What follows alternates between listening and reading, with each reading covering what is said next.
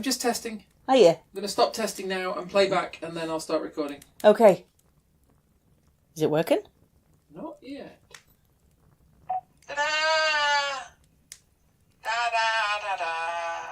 It works. I'm just testing. Are you? I'm going to stop testing now and play back, and then I'll start recording. Okay. Works then.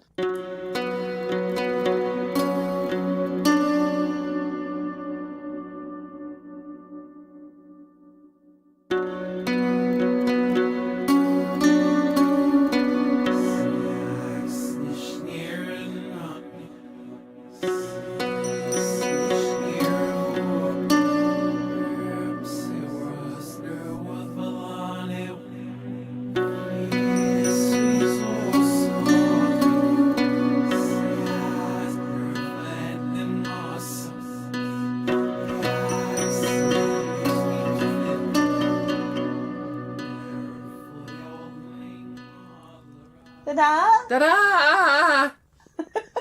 Ta-da! Ta-da! Ta-da! Right, what I need to do now is, this is going to be a weirdly noise. Weirdly noise.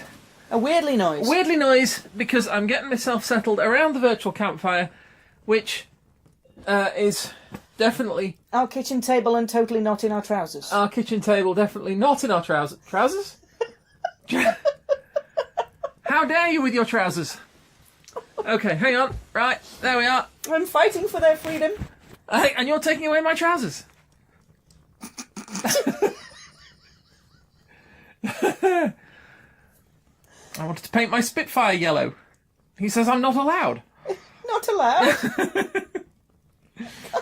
Oh, I got some really nice trousers in Camden. Anyway, They're yes. all hardcore with pockets and shit. With all pockets and shit, yes. I can't help it. I'm going to have to keep really, really still. Because if I move, even slightly, Yeah. I make rustling noises. Yeah. And that's going to be, like, really upsetting. Possibly. So while I'm talking, Yeah. I'm going to have to keep very, very still. I may get away with breathing. Their vision is based on movement. Which, indeed. Mm. You did put the glass of water on the dashboard, didn't you? Because that's important. Think I did? It's an important early warning mechanism. I know. Yeah. So I should say I'm using a different recording mechanism today. Ooh. The claw. The claw. Because I have a different phone. Cawdor. Cawdor. The Thane of Cawdor. What else could you do? Throw it out the window with a piano. Well, I'm just thinking of the controls on my spaceship in Elite Dangerous. Move the piano from one room to another for For £5. £5? This is money for old rope. Is it? I would have thought you would have bought something more useful. No, I have simple tastes. Have a gorilla. They're much milder. No, thank you. I only smoke baboons. Welcome to a baboon Show! It's not the baboon show. Hello, lovely listeners. Welcome around the virtual campfire. While Kate's laughing, I can get the introduction started. Oh, and that goes for you two idiots with your eyes shut behind the sheet of glass. Sorry. I could still see you. You fool, you can't see us. Yes, I can. Get out or I call the police. I'm sorry. Carry on. No, you're not. Not at all. There is not an ounce of sorry in there. I'm 4 and a quarter minutes into this recording, and all I've done so far is quote the Goon Show and talk about Elite Dangerous. I was going to say upgrade, downgrade, side grade. You could do left grade, right grade, or you could do forward grade or backwards grade. Retrograde. Very nice. Very nice. That was it. That was my moment of clever for the week. Don't waste it. That was glory. Don't waste it. That was glory. Okay, lovely listeners, welcome around the virtual campfire. You have gathered. We are your boner hosts. I'm Julian. This is my friend Sandy. No! No? Okay. I'm Suzanne Martin. I'm an ambassador for an organisation called TEC, which is the Asatru community. And I'm Kate, and I'm just a passing idiot. I don't think I've got to come back for that. Sorry. It doesn't need to be. I used to put my clever on the good one. I mean, you could have said something like, oh no dear, you're definitely not an idiot, but don't trouble yourself. I won't, thank you. did you want to actually talk about something Possibly. heatheny? I did. Welcome around the virtual campfire, lovely listeners, to episode 57 57? of Frithcast. Welcome aboard. All aboard. Please Ding, keep ding. your trays inside the carriage at all times and put your legs in the upright position.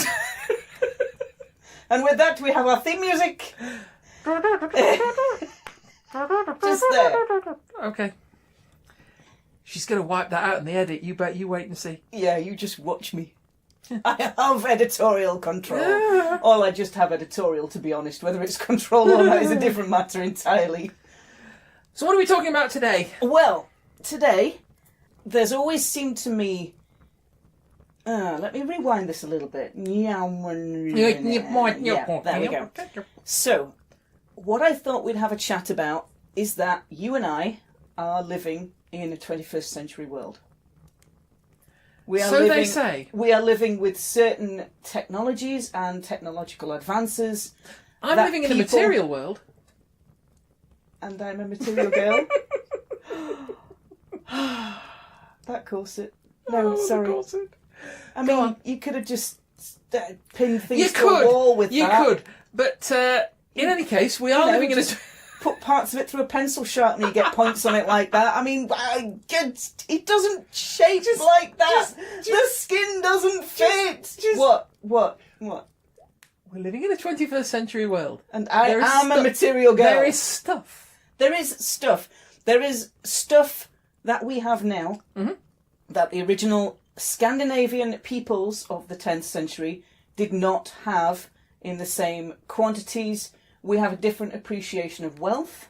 That's true. They didn't have as many smartphones. They didn't have as many smartphones. They did not. And double glazing was not a thing. True. Central heating. True.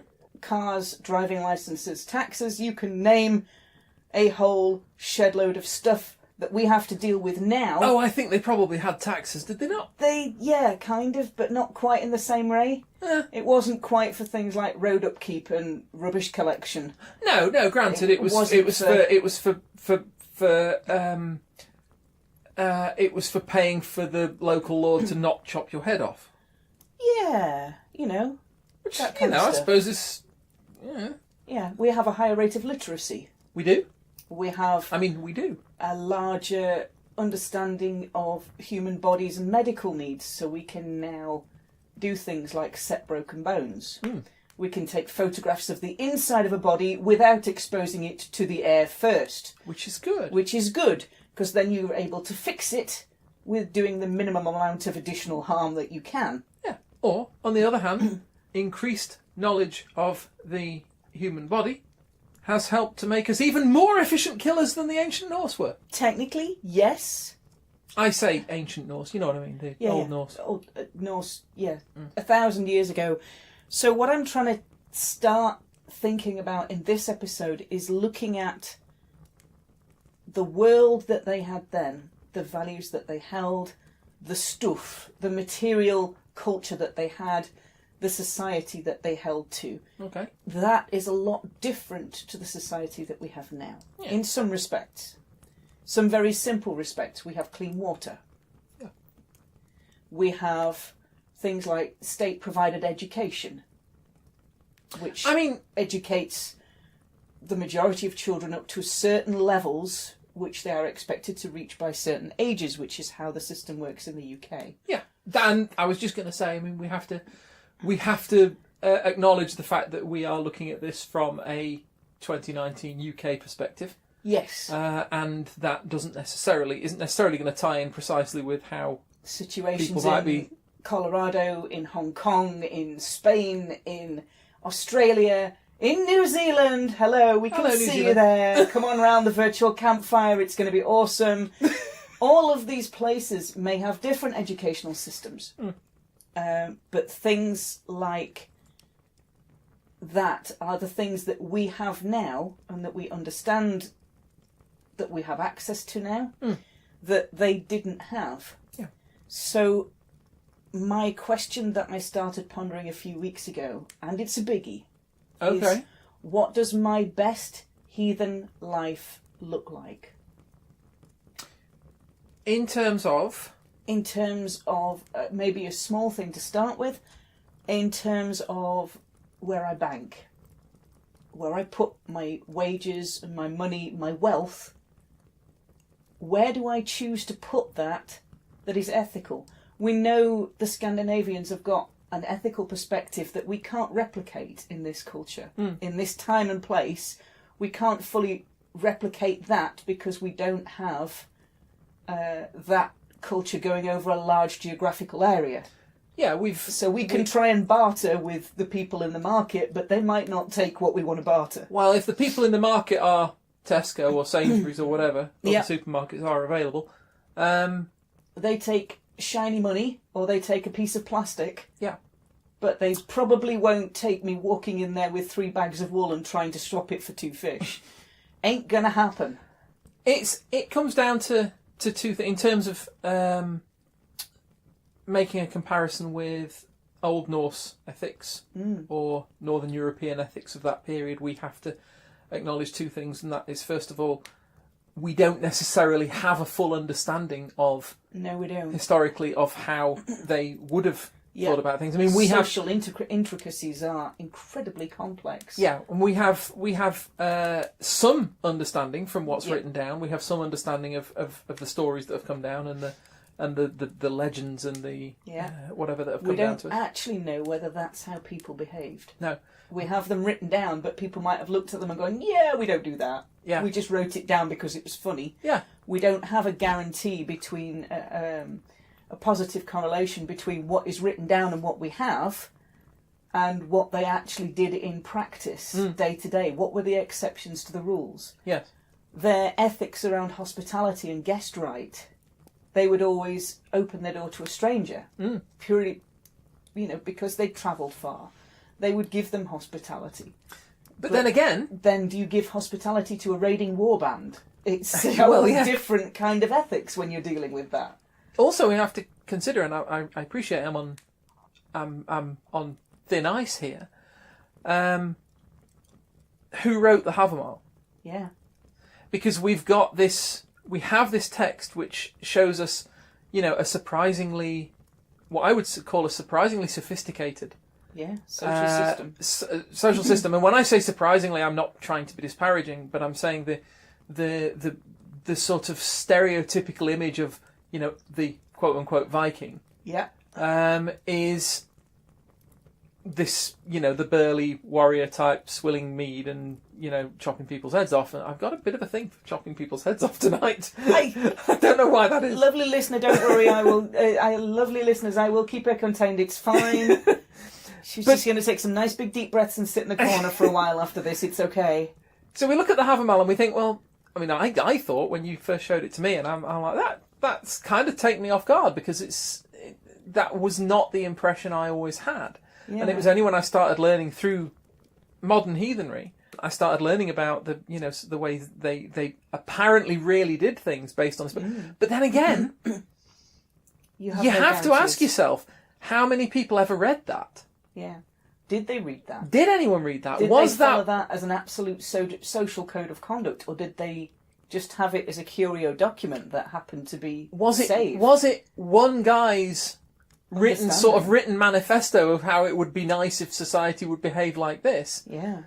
Can't tell. It's like can't tell any of that. No, well, it's like the ancient Greek dialogues. I mean, people. I'll go off at a bit of a tangent, I know, but no. Well, it happens from time to time. Don't do that, surely.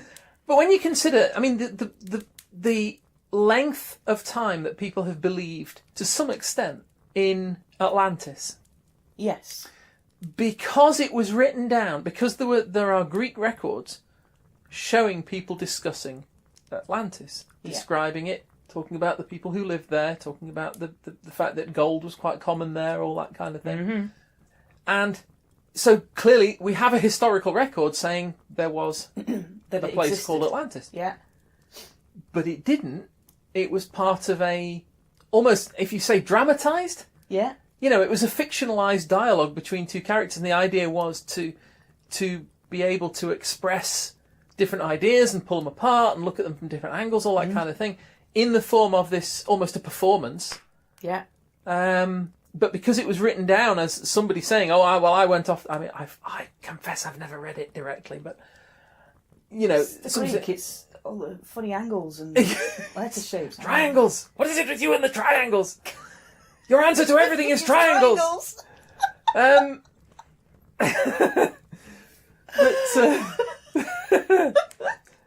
So yeah, I'm not saying, I'm not trying to undermine the Havamal and say it's obviously, it wasn't real or it wasn't. No. I mean, it may have been very common rules that somebody, like with the Meditations of Marcus Aurelius, that just wrote down. He wrote down, what he wrote down there was his interpretation, his compilation, if you like, of some of the principles of Stoicism.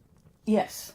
And it may well be the Havamal was the same thing. Yes, it was one guy that sat down and wrote it down, perhaps, but it might have been that he was reflecting what society... So the point is, we just don't know. We don't, but it's a certainty that the Havamal reflects a society that is very different to our own in terms of material culture, in terms of, we generally don't have a fire in the middle of our floor. Not normally. Unless it's a very bad thing. Yeah. Because we don't have a fireplace. No. We don't have a fireplace. If there's a fire in the middle of our floor... Yeah, then we've got a problem. We're in the shit. Yes. But for a Viking longhouse, having a fire in the centre of the floor was an absolutely perfectly acceptable thing. Yeah. Keep the whole house warm. And it does make good sense. It does. So it describes a very, very different culture. So the culture that it describes and being modern heathens, if we're taking our cues for faith, if we're rooting our understanding of the beginning of the understanding of that divine in those accounts, in the sagas, in the myth cycle, in the Havamal, for how we treat people, how we behave, but our modern society isn't like that society. No.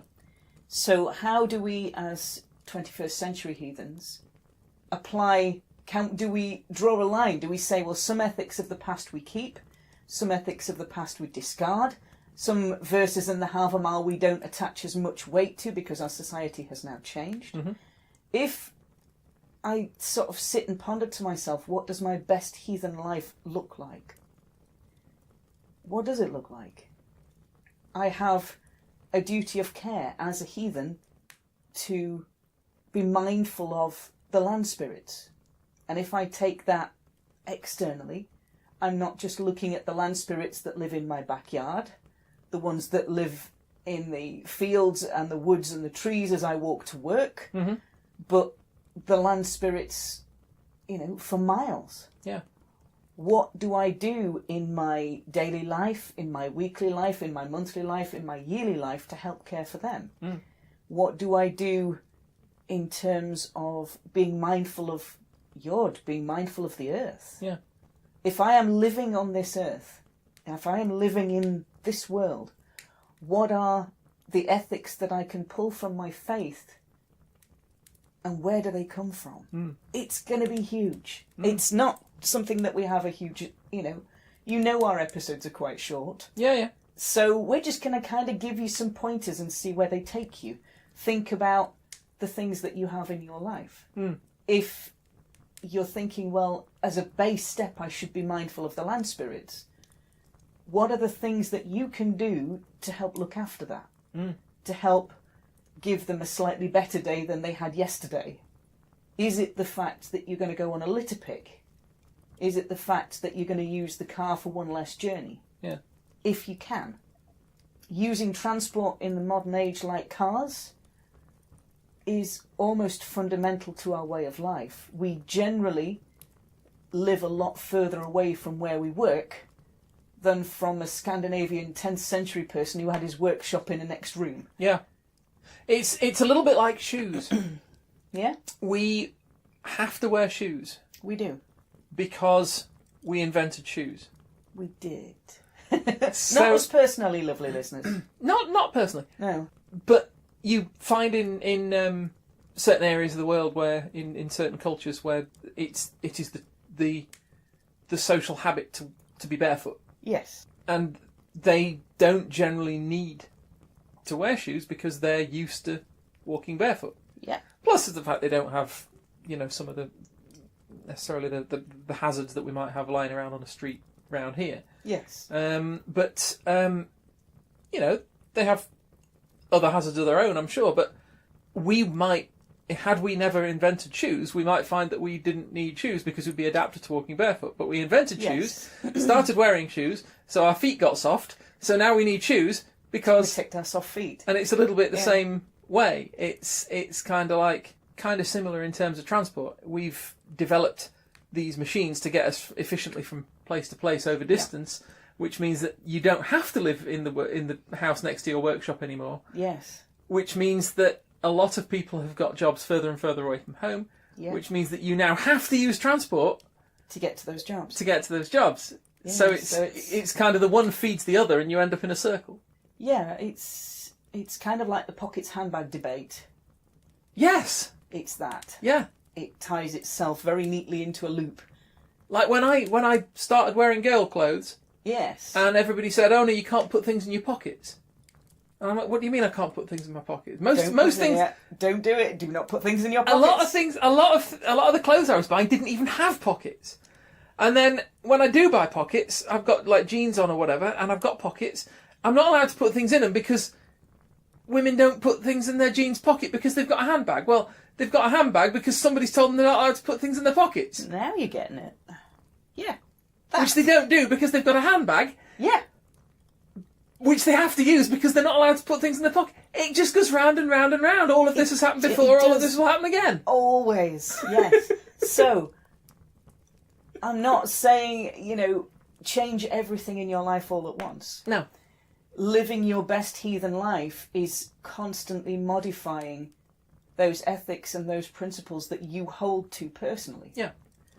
And we can't tell you how to heathen. We can't tell you what your best heathen life looks like. There's no way we can do it. No, but we can look at a couple of the things and sort of say, well, we can throw you some suggestions out. It's like with, as you say, you're talking about with the land spirits and so forth. I mean, I would equate that in my rather sort of straightforward way. I would be looking at, well, if the land spirits are invested in the land, yes. And that would equate then to if I act as a what's the word, custodian of the land. Yeah. Steward. Yeah. That goes into modern ideas about looking after the environment and all that kind of thing. So there's all manner of things that it does. It touches on things like recycling. Yeah. Looking at your food consumption, mm-hmm. looking at your material culture consumption, yeah, and where it goes when you've finished with it. Yeah. Where, right down to things like the paint that you buy for your house, what kind of effect does it have on the atmosphere? Mm. And it's suddenly that one simple question of what does your best heathen life look like ends up a lot bigger. Mm. And it ends up quite complicated. What happens to your clothes after you've finished with them? Where do you take them? Do you try and recycle some of them? Do you hand them to a charity shop, a Goodwill? Do you try and use the material for something else? Mm. How often do you dismantle them and make new things out of them? Do you make new things out of them? Do you make bags out of them? Do you make something else out of the material that you have? Where do those clothes get made? How far have they travelled to get to you? Where are you choosing to ethically source those clothes from? Yeah. And it can go into the nth degree in terms of the detail. And we should probably say, because there's a risk with talking about this kind of thing. I mean, most people who are listening to this will know all these questions in terms of in environmental terms, and they'll say, well, this is all familiar stuff, but there is a tendency because, and I would say this is the same for any reconstructive religion or spirituality or whatever. There is a desire to want to authenticate, I think, the faith or the lifestyle that you're following by making it at least echo, or reflect what the original society. Now, obviously, we're going to be limited as to what we can know, and I say this from the point of view of somebody who has a foot in two camps, because I've spent a lot of my life with an affinity for Roman religion, or at least a modern day echo of Roman religion. Yes,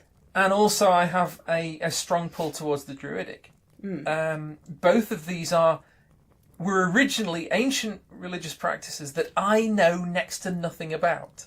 Yes. There is enough there to sort of pump. So I'm sort of, well, I could look at it and say, well, in order to be doing it right, I've got to know all these details. And there are people who, I mean, in Roman Reconstructionism, there are people, societies that want to absolutely make sure they get all the right wording, all the right ritual, all the right everything. Whereas for me, it's much more sort of your seat of the pants almost. It's like it's, you know, I guess it depends on how you view and develop your own faith. Yeah. Also then feeds into the ethics that you want to employ in your own life. It does, that's right. I mean, you said earlier on about we don't necessarily adopt all the ethics. I mean, I would say the same thing from the point of view of the Druids. I wouldn't want to sacrifice someone. No. From the point of view of the Romans, I wouldn't want to keep slaves. You know, all that sort of thing. So there are some things that we automatically, because of the ethical structure of the society we live in, that we automatically dismiss. Yes. So the question for me is, you know, to what extent do we have to be precise? Living your best heathen life, is it necessary to you know, what is being a heathen? Oh, you're asking the big ones. Okay, lovely listeners, that discussion's going to take a while. Yeah. And yeah, could you not have just, you know, asked me an easy one? I mean, that was quite difficult. That's kind of huge. But yeah, ethics in the 21st century, for me as a heathen, I am mindful of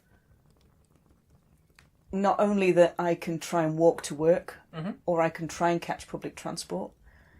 If I can, sometimes using a car is unavoidable, and I'm not saying, you know, park the car up and never use it again. No. Because some people have to. And that's okay. It's just being mindful of how that contributes to what's going on. Yeah. You know, are there ways that I can spend my time in stewardship of the land that I see? In a wider consideration, what are some of the things I can do in my own lifestyle to help not damage things? You know, it's not only a social ethic of how I treat people, it's also practical ethics. You know, looking at recycling, looking at upcycling, looking at getting things to people who might need them, who might not be able to pay an awful lot. Looking at using charity shops to donate things to, so they've got a second life. Yeah. After what I use them for, if I decide I get to the end of something and I want to give it away, making sure it goes somewhere where it can be still useful. Yeah. That's a way of me minimising the impact that I have on the environment, on the land. Is there time in my day to look at spiritual practice? Can I use my walk to work to pray? Yeah. Can I use it to do a walking meditation where I'm looking very closely at the here and now and being present, being fully present on that walk, looking at the grass, looking at the trees, looking at the moment. It's April. So here the hawthorn is out, fully out in flower, ready for early May. There are things like bluebells. The daffodils are just coming to an end, but the bluebells are still going. The birds are mostly doing bird chorus riots about 4 a.m. here at the moment, so it's kind of like... There's one! Yeah. I was going to say this earlier on. There's one up in the corner eave of the house. There is. There's a starling family currently inhabiting Is it a our starling? eaves. Yeah. Because that sounds exactly like... I don't want to mention the elite again. Yeah. Right?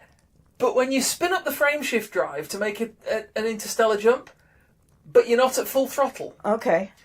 it does this little scratchy alert noise to say, okay, the frameshift's ready to go, full throttle, and it'll activate it, right? And it does this kind of chirrupy noise, like an alarm, Okay. to say it's ready, but you're not at full throttle yet. That bird sounds just like that alarm. I actually woke up this morning trying to work out where I was supposed to be jumping to. But it's things like that that are going on here at the moment. So on my walk into work, can I use that as a form of being spiritually present?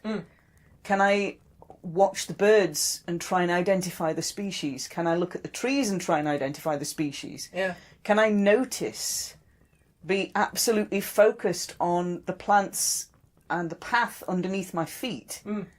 What does the soil look like? What does the air feel like? Is there dew on the ground? Does it feel like it's going to rain? All of those things tie into being very, very present in that environment. And this is all walking across the earth. And this is all only from the initial question you asked, or the initial area of focus that you defined, which is looking at your what does your best relationship heathen with life look like? Specifically your relationship with the land spirits. This has all come from that. Yes. I mean, this is before we start looking at your interaction with the rest of your society, with the community around you, with my ancestors, Yeah. my families, the people I share my time with through a week. So all of those connections are additional to this. But being able to spend that time walking to work, I can use it mindfully. I can use it to be present. I can use it to notice what's going on in nature. Even if I take a bus to work, I can still look out the window and notice what's going on in nature. Even, getting a lift down to work, I can still be present and see what's happening, albeit at a lot faster speed. But I can still see what's happening and being present instead of thinking about other things. I can use that as spiritual time. I'm not saying I'm living my best heathen life. I think that little question is probably going to take me at least the better part of the next decade to figure out. Well, I say that's we're looking just at one specific element of it, and that's what's so interesting. It's the fact that it is going to always keep you thinking. There's always going to be something else that you can be considering, and just even making little tiny changes. Thinking, right, where am I right now? What is my best heathen life? What are the steps that I can take to get me from where I am now to what that best heathen life looks like? And it might be that you want to make some big radical changes. It might be that you just want to make small changes.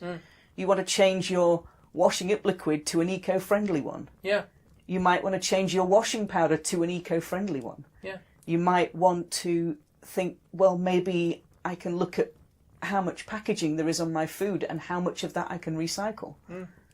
It might be that you choose not to drink from single-use water bottles and take like a personal water bottle and just refill it. There might be little things that you can do. Using your own coffee mug to take to a coffee shop. If you get a coffee on the way to work every morning and you're using a disposable cup, could you look at getting a hot drink holder and taking that with you and just saying, can you just put it in that for me? Are there ways that you can adapt, that you can be mindful, that you can alter? And I'm still thinking. I'm going to be thinking for a very, very long time on what my best heathen life looks like. And that, as I go through, will change. And this is just literally the environmental aspects of it. And this is, like I said, this is without starting to consider, your personal interactions with people in your society. Your attitudes to, think about the other things that we traditionally, the old Norse, the old heathens are famous for in our culture. We look back at them as warriors. Okay, so what's our attitude to war in the 21st century? Conflict has changed its face to such an extent now.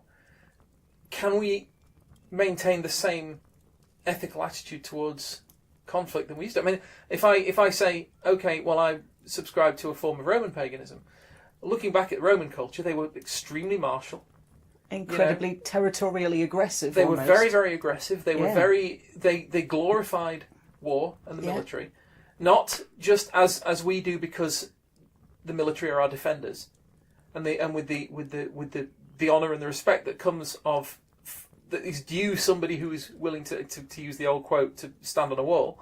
But it might be that our military now goes and digs wells. Or institutes medical programmes or does research somewhere. This is what I'm saying. It's just engaged in a theatre of war. This is exactly what I'm saying. It's like now it's different. The attitudes are different. The technologies are different. The strategies are different. Yeah. The threats are different. Yes. You know, very much what threats are was different in the time of the Romans, all-out war was something you could glorify. You know, yes, people would die, but ultimately everything would sort of carry on. Now, all-out war has the potential to be an existential threat to every living human being. Yeah. So you have to, I would say there's also questions to be asked in these areas as well. You know, what is your attitude to this sort of thing now? Yeah. What does heathenism demand? What is your best heathen life with regards to conflict and conflict resolution? Yeah. The sagas often see the Vikings, the Scandinavian men especially, looking at compromise because they didn't want conflict. Okay. They looked at compromise and they looked at talking to each other and they looked at not necessarily getting on, but at least getting to the point where they could still have a dialogue. So, is your best heathen life being a negotiator? Yeah. Or somebody who's skilled in conflict resolution? Or a facilitator for, people coming to marriage therapy? Is that your best heathen life? Is your best heathen life, does it involve being a good parent? Does it involve helping support heathens who are in prison? Yeah. Does it involve celebrating your own faith, but what are the other elements and aspects I mentioned right at the beginning, things like ethical banking? Yeah. We have banks now. We don't dig a hole in the floor and put a chest of goods in it and save it there because we have a whole different strategy of wealth and... Do we not? No. You need to go back and find the floorboards again, hon. Okay. Yeah. I'll get the shovel out. Good plan. Looking at what your bank invests that money in. Yes. And where it goes, what projects it supports. Is it important to you as a heathen with 21st century ethics to find a bank that is ethical? Yeah. To find a bank, is it paying interest that's important to you as a heathen? Is it not? These are questions I can't answer for you. These are questions that I've had to wrestle with on my own and figure things out. They're things that, you might choose to consider. Yeah. Yeah, heathenism and, my own paganism are not, like I said, they have echoes of what is in the past. Yes. But they are still rooted modern, in the here and now. They are still modern, living, relevant faiths, to this culture. Spiritual practices, whatever you want to call them. Yeah. They are real. They are in the real modern world, and they have to be. And to what extent do you take the ethics from the past and overlay them over the life that we have now? Where does that line draw for you? As a heathen, as a new heathen, as somebody that's fairly au fait with stuff, as somebody who's been walking this path for decades, where do your ethics take you? What ethics have you decided are important to you from the practices that we know from 10th century Scandinavia? Do you have a mix of those and 21st century ethics? Yeah. Do you prefer one ethic over the other, one set of ethics over the other, when you're coming to different situations? Do you say, well, I'm going to try and live self-sufficiently, but if I need a hospital, one had blooming well better be there. Yeah. Because that's the situation I'm in. I'm not going to take my broken limb down to the blacksmith and get them to mend it. Not these days. Not these days. It's a little bit... It's kind of... It's a deceptive question, not in the fact that it's a trick question, but in the fact that it covers a lot. Yeah. And it covers an awful lot of points. You can... For me, I'm starting to apply that into different areas in my life. What do I do if I have a sort out of my bookcases? Where do I take the books that I want to pass on? Yeah. You and I, we'll often take them to the local library, but we could easily take them to a charity shop or put them online and say, free books, come get them. Yeah. So long as I'm making sure that those are useful and they're passed on and they're helping to enrich the society of which I'm contributing to and a part of. Yeah. Some would argue sell them. Yes. Yeah. I could choose to do that. It's generally our choice not to, not because we, not just simply because I don't know. It's not something that's a necessity for us right now. Yeah. And it might come to the point where it is. But we can always use more money, let's face it. Well, yeah. But right now we have a luxury of choice. Yeah. So I would put to you, lovely listeners, that there might be some areas of your life where you don't have a luxury of choice. And there might be some areas where you can choose. What does your personal best heathen life look like? What are some of the things where you think, oh yeah, I could make that little change? And change a little bit. And then, once you've had the confidence to change a little bit and you've got that settled, what is your next step towards living your best heathen life? What does it look like? Do you need more time for spiritual practices? Do you want more time for community, for prayer, for ritual? And each of us have got the same amount of time. So, looking at it, very specifically... That is to say... Where do you put that? We've all got the same amount of hours in a day. Yeah, Yeah. I mean, overall, our allocation of time may differ, but... Slightly. We can't know about that. No, we in most cases, cannot. That's one of the big unknowns. But in terms of hours in a day or hours in a week, yeah. If you value your spiritual time spent either in ritual or in prayer or in thanks or in mindful walking, whatever it is, do you want more of that in your life? And if so, what are you going to move around to make sure you get it? It's one of the. It actually ties in quite nicely to a discussion I remember having a little while ago with somebody who was a little bit more serious about a little bit more committed to replicating ancient Roman practice in the modern world. And each to their own. More power to them, I say. It's not something I think I could do myself because I'm not organised enough. I'm not dedicated enough. I'm not. I'm a sloven, basically. It's as simple as that. It came down to a question of, and I think the more I think about it, the more I've sort of rolled it over in my head, the more I think it does tie into what we're talking about. What do the gods, and I'm talking in specifically religious terms, obviously, what do the gods stand for in the modern day? What do they embody? Yeah. What do they represent for you in the modern day? And as an example, in ancient Roman times, the god Mars, Martius, the god of war, would have been revered, said to have been honoured by acts of great prowess in combat, bravery. I walk into a cluster of the enemy and kill them all. That is a great honour to Mars, and that raises me up in his eyes. See here, Mars, I send you these men. Yes, yes, very much like that.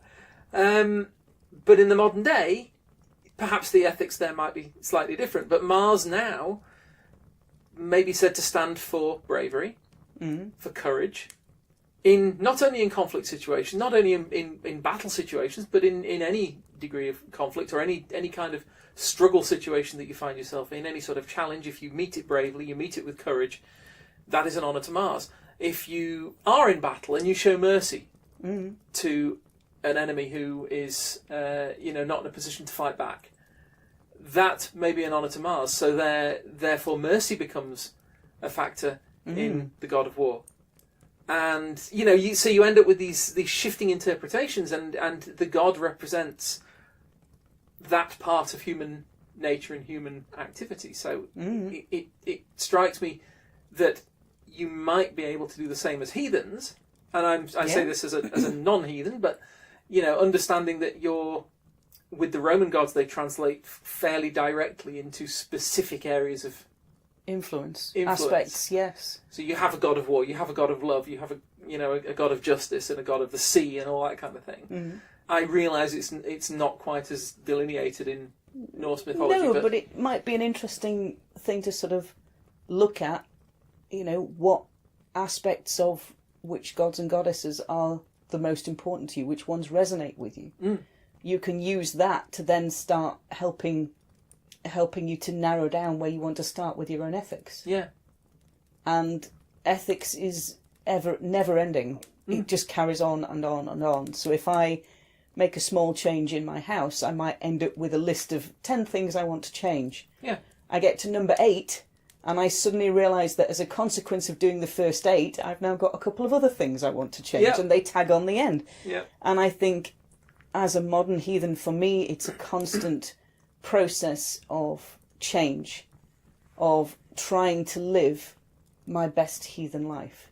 And what my best heathen life is will probably not match anybody else's own expectations and circumstances of their best heathen life. Yeah. So, lovely listeners, have a think. What does your best heathen life look like? We've mentioned some of the areas that you might find big or small changes in, looking at things like transport, at banking, at clothes, at items, at books, where, what do you choose to do with them? And how, looking at those areas and saying, right, well, my best heathen life, I'd be doing this. Yeah. What are the steps between where you are now and what you want to be doing? I think it's probably a part of my spiritual development that will just carry on and on and on. It's an endless understanding, No an doubt. endless deepening of connection of faith until I get to the point where I go, oh, right, and another set of opportunities opens up. Yeah. Another set of things goes beyond that. For me, my faith is not passive. It's not something where I can just type the words, I'm a heathen, and yay, that's it. Yeah. It's in every interaction that I hold. I'm trying to be more mindful of what my faith means in certain situations, when I go to certain places, when I do certain things. And some of the larger things, do I need to use the car for a journey? Yeah. Can I do it another way? Because then if I choose to do it another way, I honour the earth, I honour Yod, I honour the land spirits by saying, I've made this decision to do things a different way. Yeah. Because I want to honour you. So that discussion, I think, is endless. Yes. Lovely listeners, we're going to leave you pondering that around the embers of the virtual campfire. Just kind of sit back, chillax, see where your brains take you. If you want to drop a comment or a question, you're welcome to find me online. My name's Suzanne Martin. I'm on Facebook, and I'm also on Twitter at Geetha in Jeans. And if for any reason you're wanting to look for me, you can find my website kind of thing at glassrain.net. And I'm on Twitter and Facebook as Kate Coldwind. I will be happy to hear from you. Yeah, come and say hi. Come and spend a bit of time around the other virtual campfires. The great thing about the virtual campfire is that we can move it. It's virtual. So we can bring it to you for a bit. Or you can come and sit round the one that's here. It's all good. Lovely listeners, now that we've prodded your brain hopefully into a little bit of thinking, we're going to leave you with that, and we will talk to you all next time. Bye-bye. Bye-bye.